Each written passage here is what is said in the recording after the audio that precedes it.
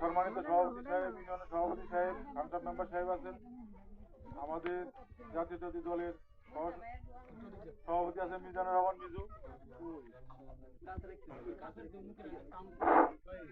সহসভাপতি মিজানুর রহমান মিজু, তারপরে রাকিব সাহেব আছেন, আরো ওয়ার্ডের সেক্রেটারি সাহেব আছেন, আমাদের যুব দল, ছাত্র দল, যার অনেক নেতৃবৃন্দ আছেন, আর ভোটারদের সবাইকে আমার আসসালামু আলাইকুম।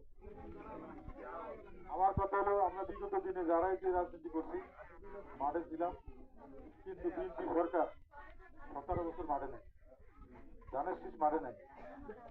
এখন এই ধানের শীষ মাঠে যত নাই, অনেকেই অনেক ভাবে যে কোনো কৌশলে হোক বা বিনিময় হোক অন্যদিকে সিরিয়াস হতে চলে গেছে। এখন বিএনপি মাঠে আসছে নির্বাচনে। আমার কথা হলো, আমি মেম্বার ছিলাম, পারছি না পারছি সুখে দুঃখে আপনাদের পাশে ছিলাম, এটা তো সত্য। ওরকম তো কেউ পান যে কারোর থেকে বিল দেবো টাকা নিচ্ছি